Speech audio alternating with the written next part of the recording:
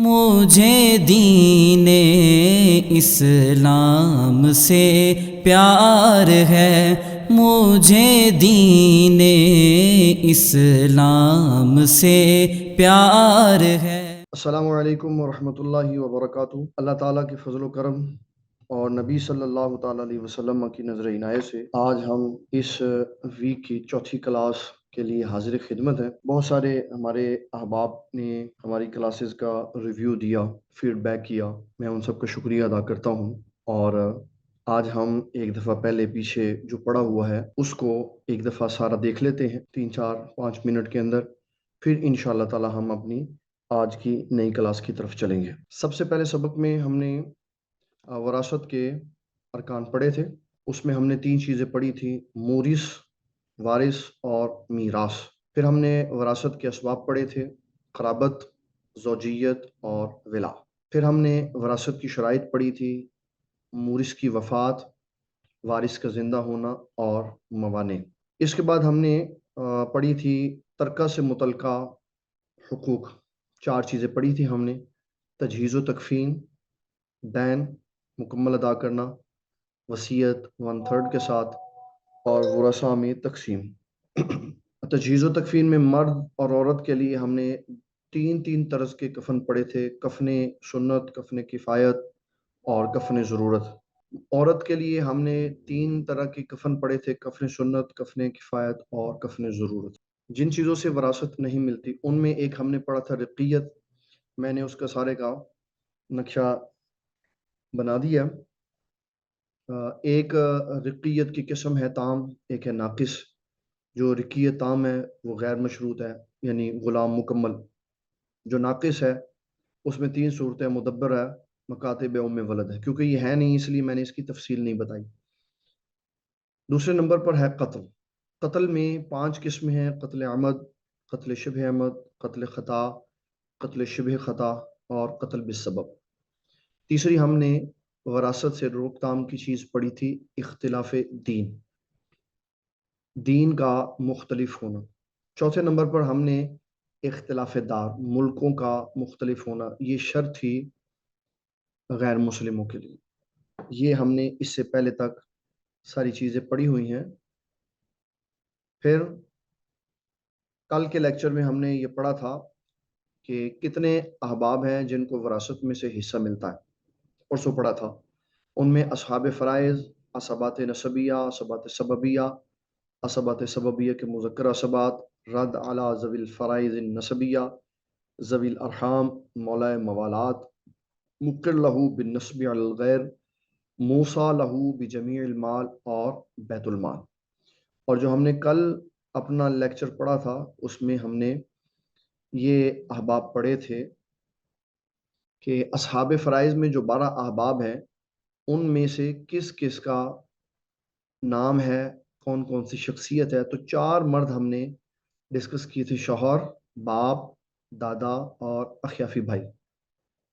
और ख़वातीन में बीवी, बेटी, पोती, ऐनी बहन, इसको हकीकी बहन कहते हैं। अखियाफ़ी बहन, अलाती बहन, माँ और दादी।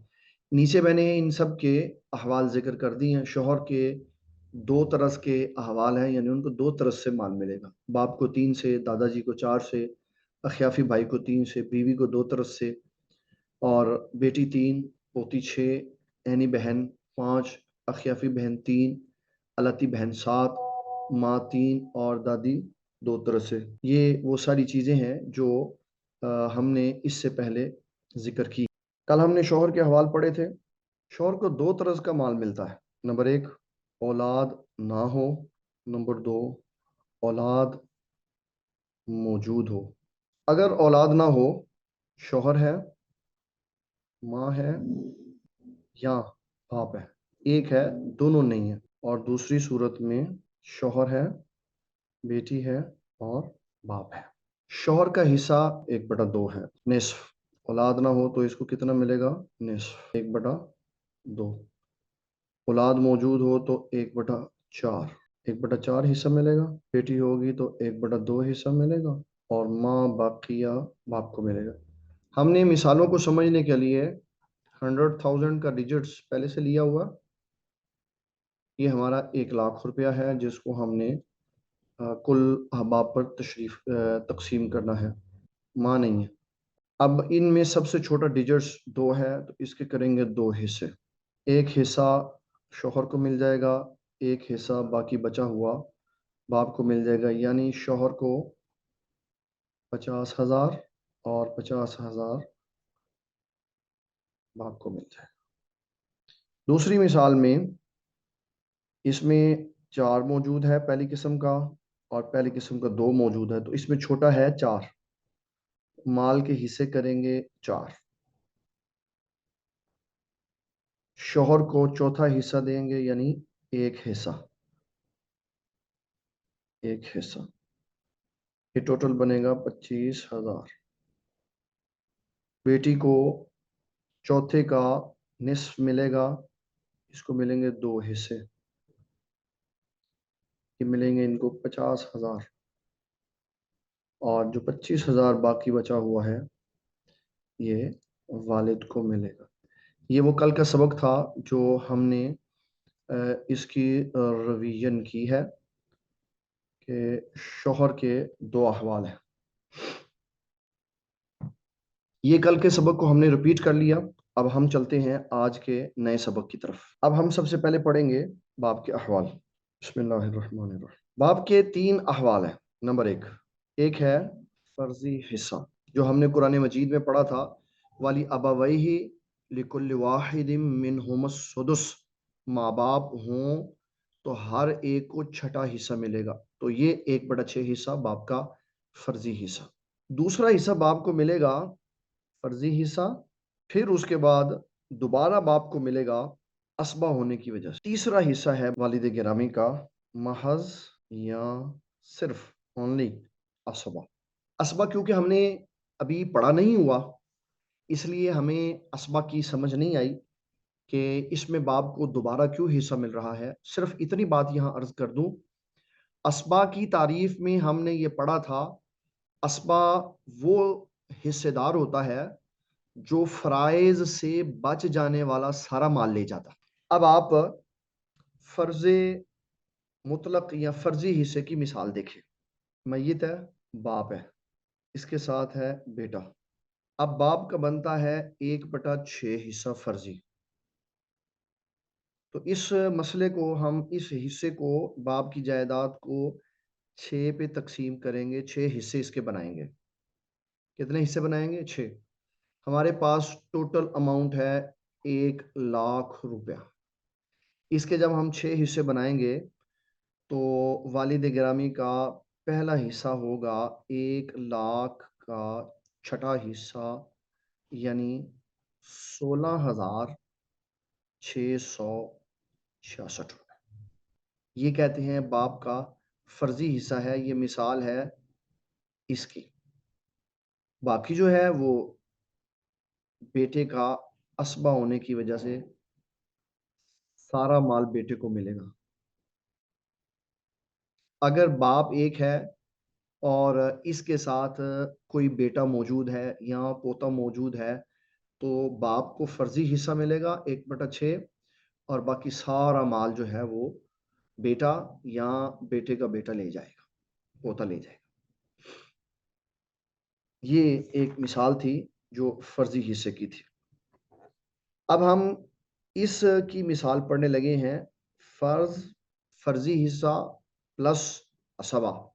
एक मैयत है, एक बंदा फौत हो गया, उसका एक बाप पीछे बचा हुआ है और एक बेटी है। कीमत यही 1 लाख रुपया ही है। तो कुरान मजीद ने बताया औलाद की सूरत में बाप का हिस्सा है 1/6, बेटी का हिस्सा है 1/2। अब हम लाख को तकसीम करते हैं। मसला हमने हिस्से बनाने हैं 6। 6 में से छठा हिस्सा, एक हिस्सा गया वालिद को, यानी 16,666 रुपये। एक हिस्सा बाप को चला गया। इन 6 के जब हमने आधे किए तो 3 हिस्से बने 50,000। पूरा 50,000 इसलिए नहीं बनेगा क्योंकि एक आध डिजिट्स रह जाएगा जो इशारिया में चला जाता है। मैं इसको मज़ीद आसान करके बता देता हूँ। 16,666, 16,666 16,666। 6 6 12 6 3 18। एक इधर आ गया 19। एक इधर आ गया 19। एक इधर आ गया 19 और 3 और 1 4।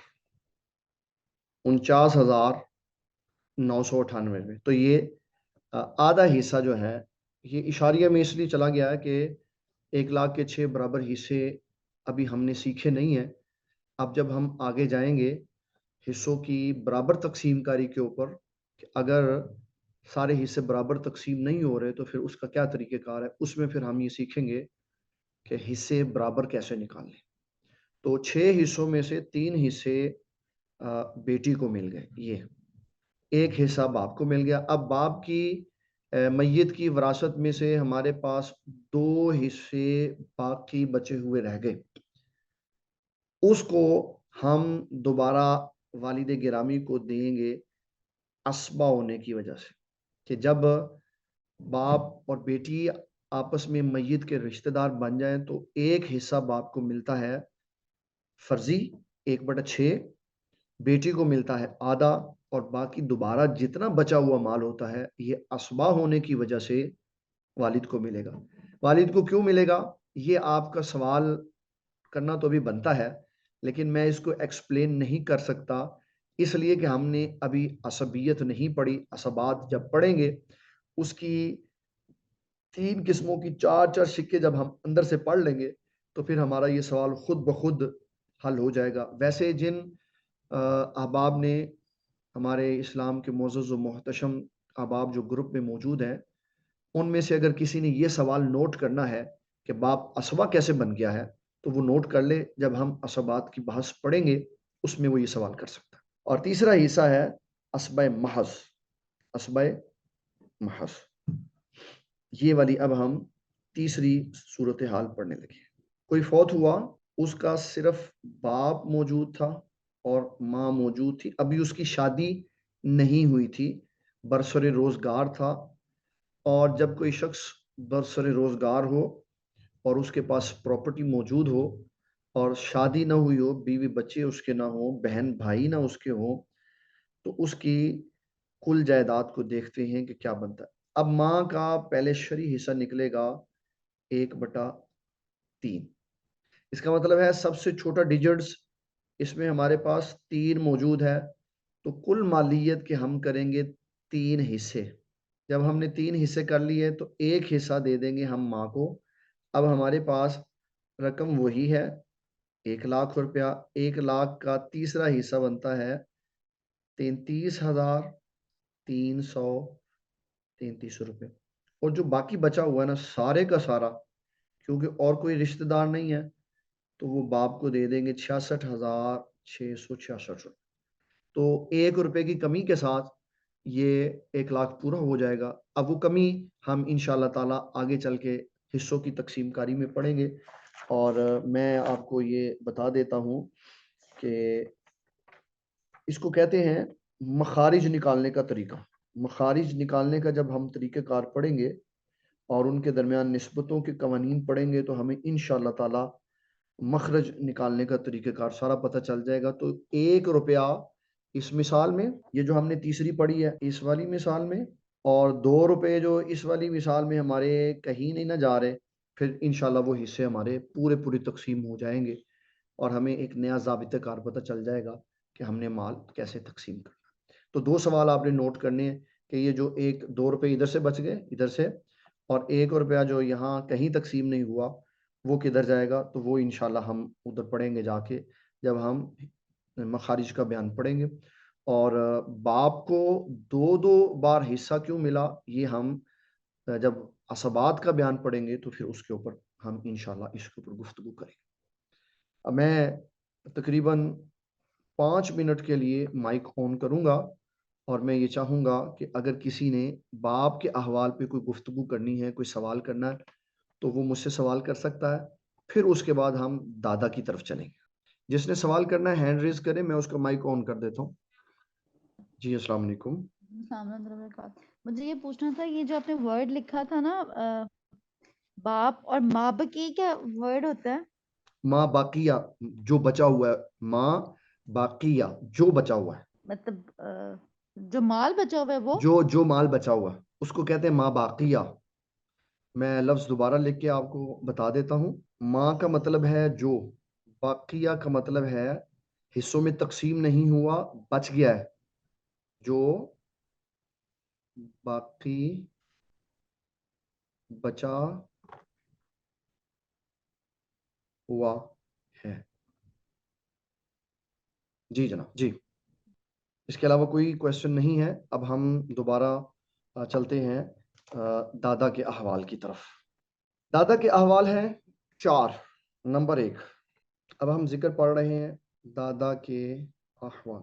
हाँ, इसमें एक बड़ी अहम बात है जो मैं आपको बताना चाहता हूँ। दादा को अरबी में कहते हैं जद्दा, जद्दुन, जद्दुन, जद्दुन भी कहते हैं और जिद्दुन भी कहते हैं। ये दो मैंने पेशे डाली हैं, जद्दुन और जिद्दुन। दादा, ये पैसे देने हैं जद्दे सहीह को, सही दादे को, सही दादे को। अब इसमें हमारे पास 4 लफ्ज आएंगे, जद्दाए सहीहा, जद्दाए फासिदा, जद्दे सहीह, जद्दे फासिद। ये 4 चीजें हैं। फिर उसको हम जद्दे सही को यहां से हम शुरू करते हैं। यहां से 1, 2, 3, 4। इसका मैं सादा सा माना आपको समझा देता हूं, फिर मैं इसकी टर्म बताऊंगा कि असल में ये क्या है। जद्दा सहिया का मतलब है असली दादी। जद्दा फासिदा का मतलब है नकली दादी। जद्दे सही का मतलब है असली दादा, असली दादा। और जद्दे फासिद का है नकली दादा। क्योंकि फासिद का तर्जमा फासिद के साथ ही आना था, तो मैंने मुनासिब नहीं समझा कि दादा के साथ मैं फासिद का लफ्ज लिख दूं कि ये फासिद दादा है, ये सही दादा है। तो मैंने अकली और नकली और असली के लफ्जों के साथ इसको ताबीर किया। सबसे पहले हम करेंगे असली दादा यानी जद्दे सही की तारीफ। जद्दे सही किसको कहते हैं? ये मैयत है, ये इसका बाप है, ये इसका बाप है, ये मैयत का बाप है, ये मैयत के बाप का बाप है, तो इसका ताल्लुक है मैयत का दादा। ये मैयत का दादा है। मैयत की माँ है और मैयत की अम्मी के वालिद भी दादा हैं। हम उनको नाना कहते हैं, लेकिन अरब उनको दादा कहते हैं। नाना को दादा कहते हैं।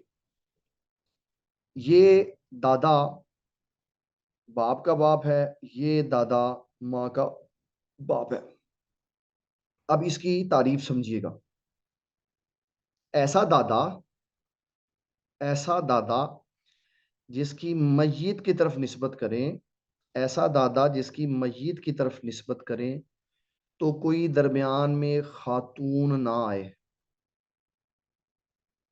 ऐसा दादा जिसकी मय्यत की तरफ निस्बत करें तो दरमियान में कोई खातून ना आए, इसको कहते हैं जद्दे सही, असली दादा। वैसे इसको उर्दू, प्योर खालिश उर्दू में कहते हैं जद्दे सही, सही दादा।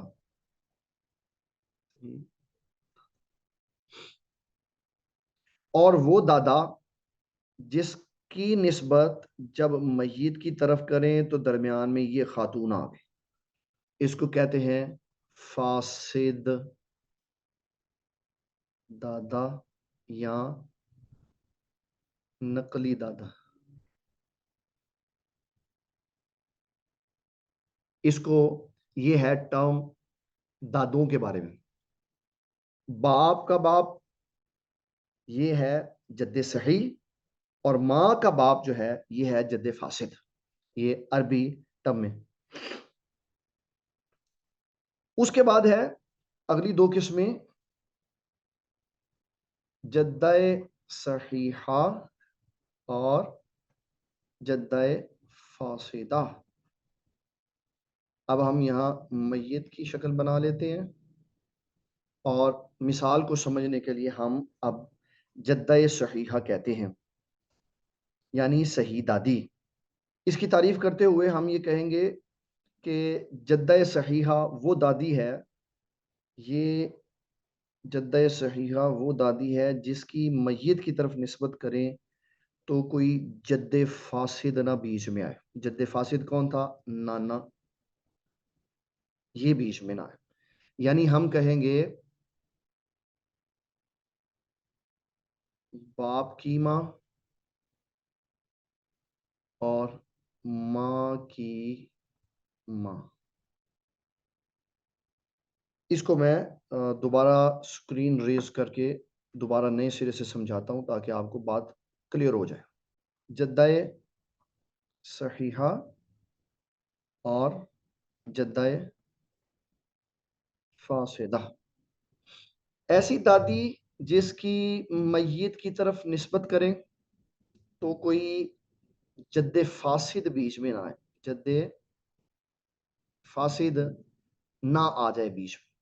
इसका माना ये होगा कि मैयत की माँ, मैयत के बाप की माँ यानी दादी, और मैयत की माँ की माँ नानी, ये दोनों जब इनकी निस्बत मैयत की तरफ की जाएगी तो बीच में कोई जद्दे फासिद नहीं होगा। तो हम कहेंगे नानी भी जद्दाए सहीहा है और दादी भी जद्दाए सहीहा है। ये जद्दाए सहीहा कहते हैं मैयत की तरफ उस बाप की माँ या माँ की निस्बत की जाएगी जिसके दरमियान में कोई जद्दे फासिद नहीं होगा। अब हम बात करेंगे जद्दाए फासिदा। वो, इसके लिए मैं ये नीचे बना लेता हूँ, वो दादी या वो नानी, वो दादी या वो नानी कि जब हम इसकी तरफ मैयत की निस्बत करेंगे तो बीच में जद्दे फासिद होगा। जैसे कि नाना की अम्मी, इसका नक्शा मैं यहाँ बनाता हूँ, मैयत, इसकी माँ, इसके बाप। अब ये जो मैयत का बाप है ना, ये है जद्दे फासिद। इसकी जो माँ होगी ना, बाप की, नाना की माँ, इसकी मैयत की तरफ निस्बत करने से ये जद्दे फासिद बीच में आ जाएगा। तो हम कहेंगे ये जद्दा बी फासिदा हो गई है, ये जद्दा बी। ऊपर ये सिलसिला नहीं होगा, ऊपर हम कहेंगे बाप, फिर बाप का बाप, फिर बाप की माँ, इसके दरमियान में किसी जगह पर भी कोई जद्दे फासिद नहीं आया। ये जद्दा सहीहा और जद्दा फासिदा और जद्दे सही और जद्दे फासिद। मैं इसको एक दफ़ा फिर रिपीट कर देता हूँ, आप बड़ी तवज्जो से समाअत फरमाइएगा ताकि आपको बार बार अर्ज करने पर यह चीज़ अच्छी तरह समझ आ जाए। जद्दे सही, असली दादा क्या है? असली दादा उसको कहते हैं कि जब मैयत की तरफ उसकी निस्बत की जाए तो कोई खातून बीच में ना आए। जैसे बाप का बाप, फिर दादे का बाप, परदादा जिसको हम कहते हैं, और फिर उसका बाप लकड़ दादा। ये सिर्फ हमारे यहाँ इस तरह के रिश्ते हैं।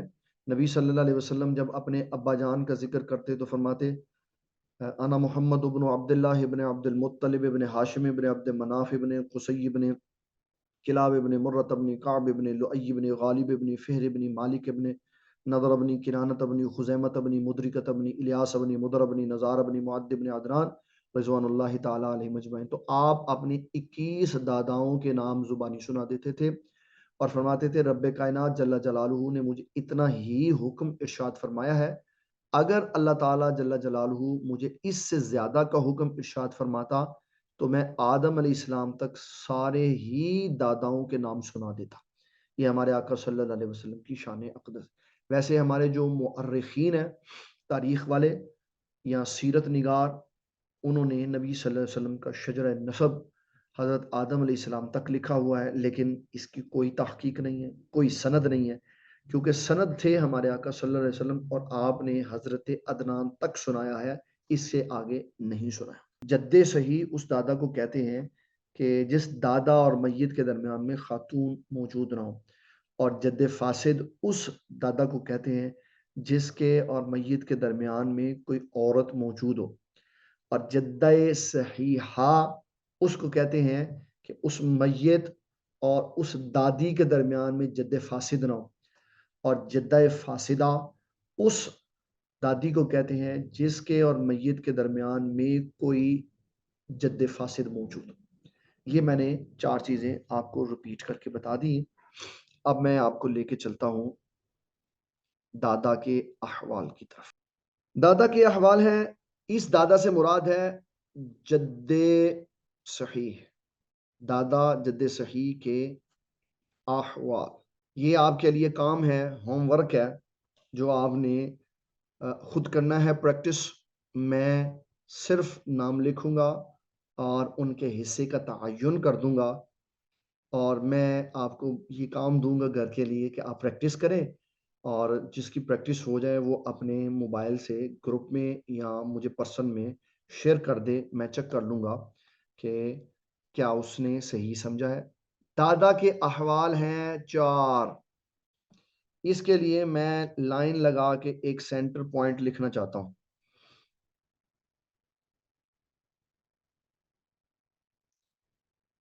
बाप के अहवाल,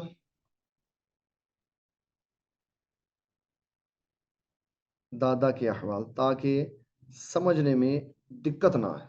नंबर 1, फर्जी हिस्सा। बाप का फर्जी हिस्सा है 1/6। नंबर 1, दादा का फर्जी हिस्सा 1/6। बाप का दूसरा फर्जी हिस्सा है फर्ज प्लस असबा 1/6 प्लस जो बाकी बचा हुआ है। दादा का दूसरा फर्जी हिस्सा है फर्ज असबा। फर्ज है 1/6 और असबा है जो बाकी बचा हुआ है। बाप का तीसरा हिस्सा है असबा महज या सिर्फ असबा। महज का मतलब होता है सिर्फ असबा। दादे का तीसरा फर्जी हिस्सा है असबा महज या सिर्फ असबा। बाप का चौथा हिस्सा कोई नहीं है। दाते का चौथा हिस्सा है, दादाजी का चौथा हिस्सा है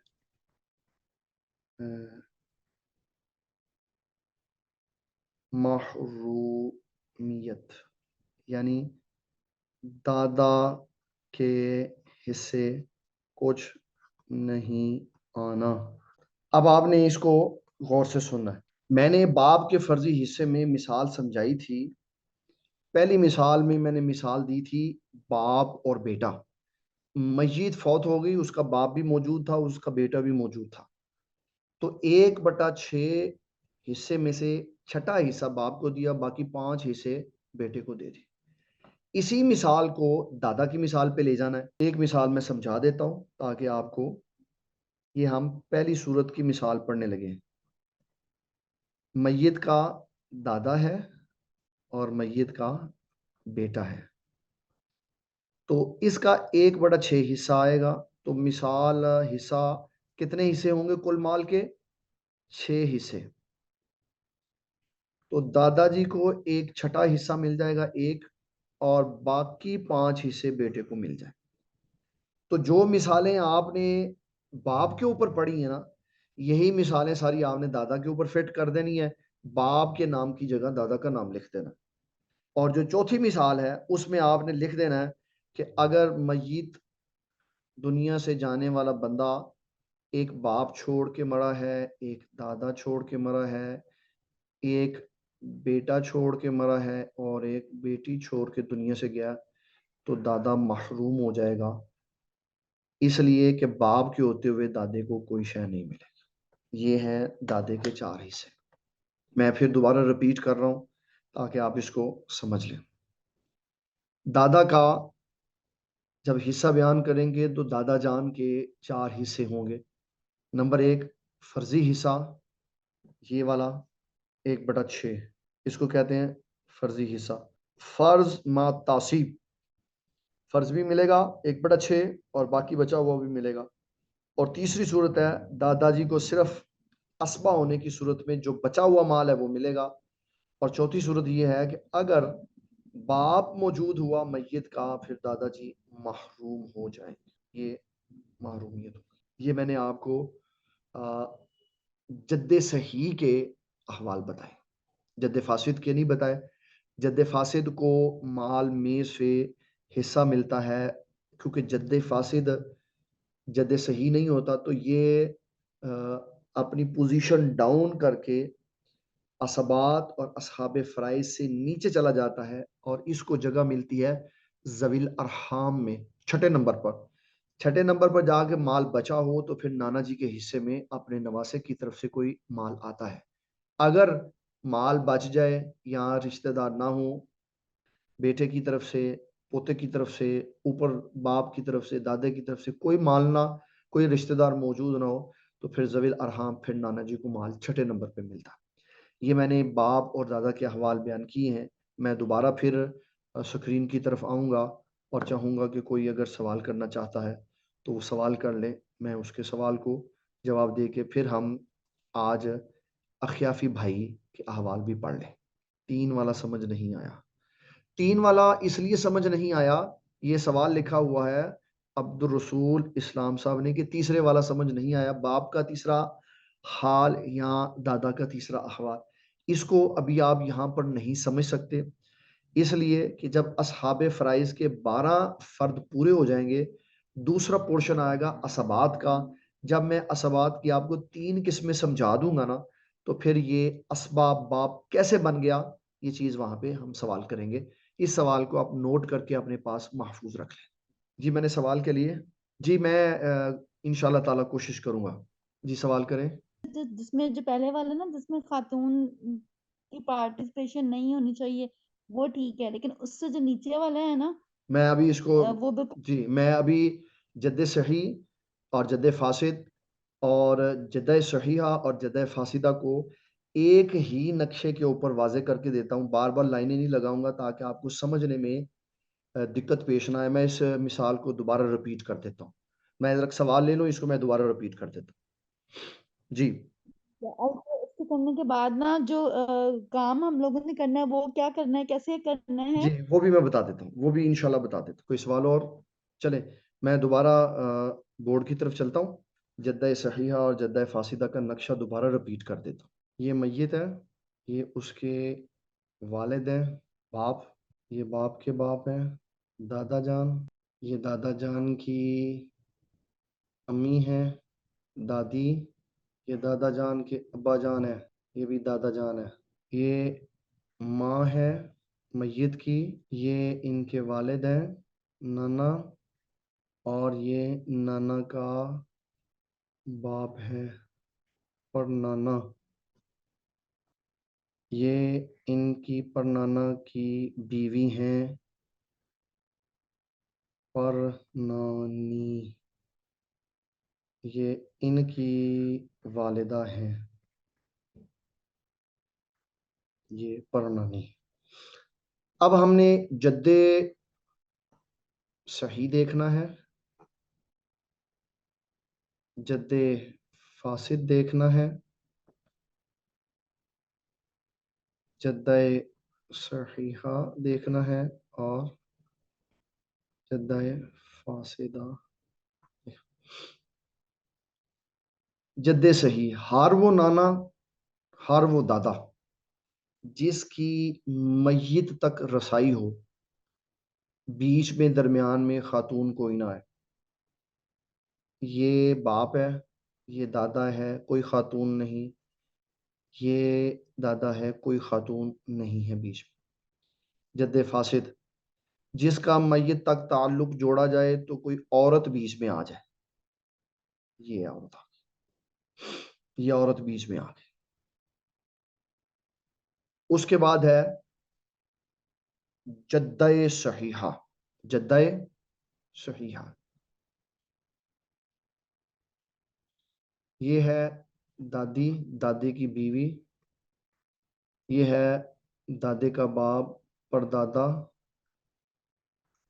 परदादी। इन सब के दरमियान में, इसके दरमियान में, इसके दरमियान में मस्जिद तक कोई जद्दाए फासिद बीच में नहीं है। ये बाप की जो अम्मी है ना, ये जद्दाए सहीहा है, क्योंकि मस्जिद तक इनके दरमियान में कोई औरत मौजूद नहीं है।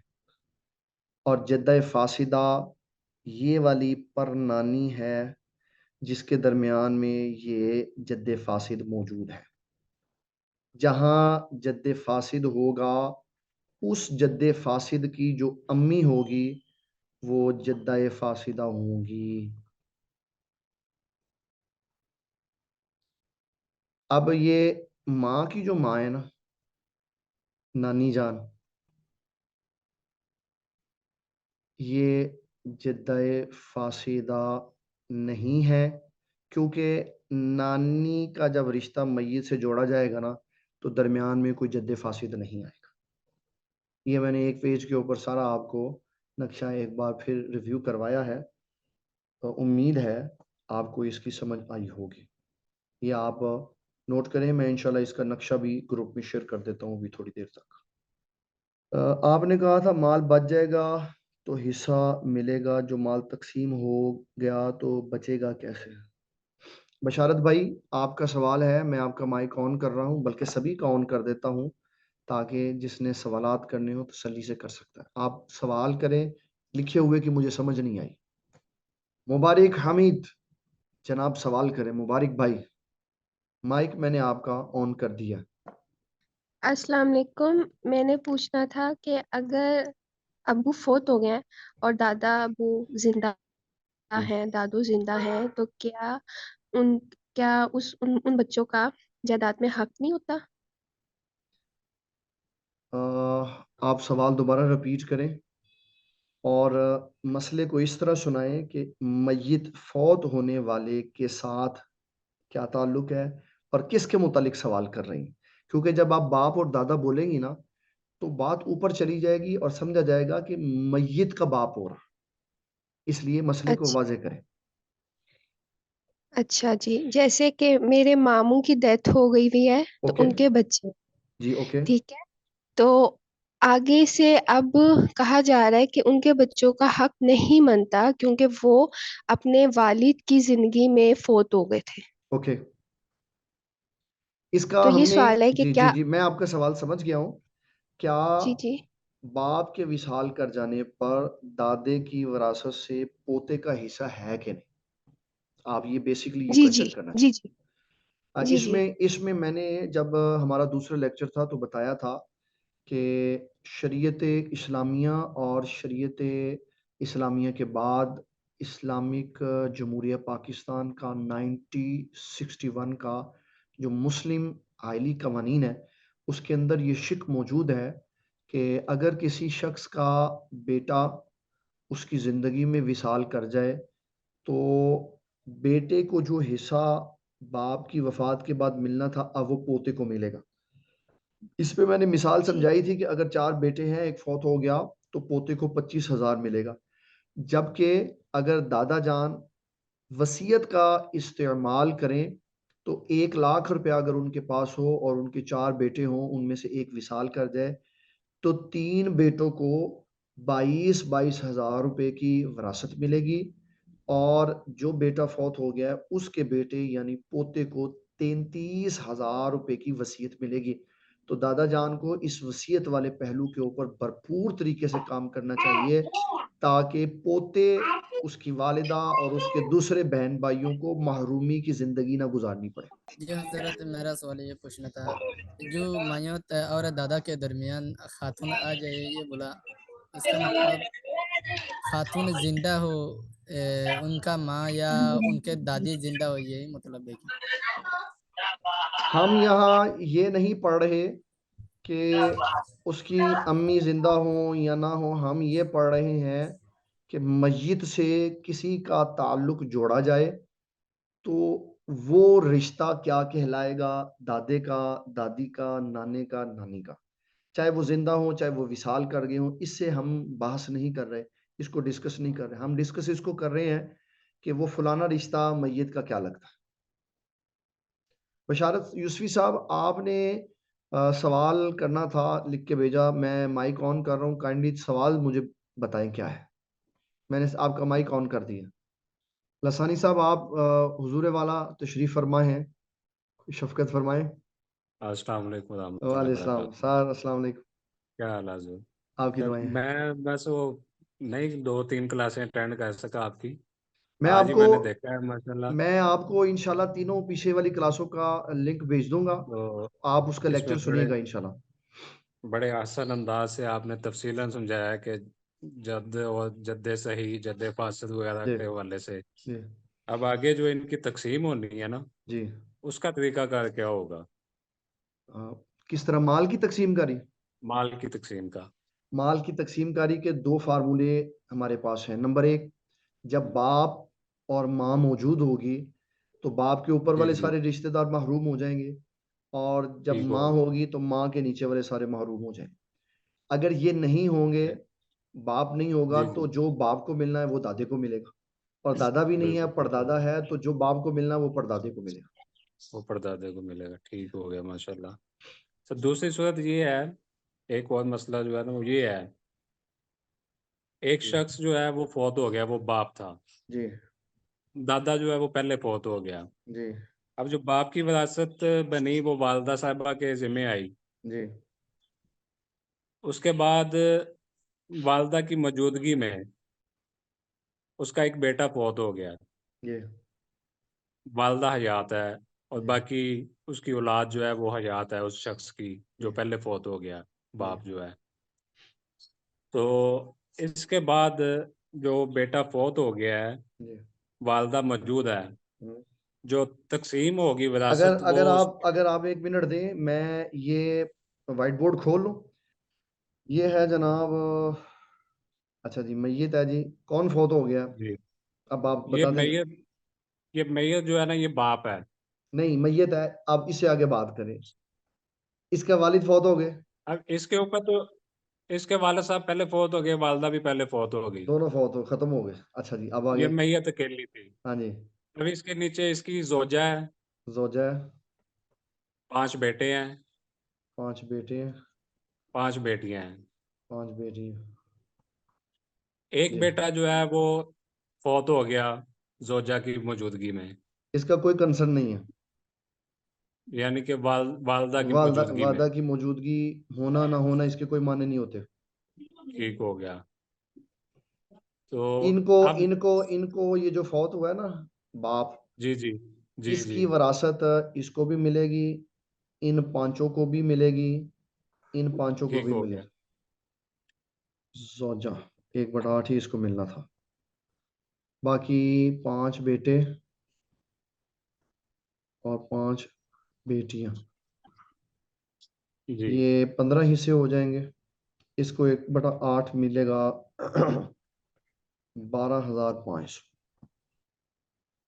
जी, 1 लाख में से 12,500 निकाल देंगे तो बन जाएगा 87,000। 80,500 बकाया रह गया। इसको तकसीम करेंगे हम 15 पे, तो हर बेटी को मिलेगा 5,833 रुपये, जी, और बेटे को मिलेगा 11,666 रुपये। 666, ठीक है जी। 11,666। 66 रुपये। हाँ, बेटे का डबल हो गया ना। बेटे का डबल हो गया ठीक हो गया, हाँ। चले ठीक हो गया, बाकी फिर इंशाल्लाह इंशाल्लाह ताला। ठीक हो गया। कोई ठीक है। बातचीत रह गई और तो बाकी इंशाल्लाह फिर साथ साथ इंशाल्लाह क्लास ताला में आपके साथ अटैच रहेंगे। कल आपसे रब्ता होगा। अस्सलाम वालेकुम व रहमतुल्लाहि व बरकातहू।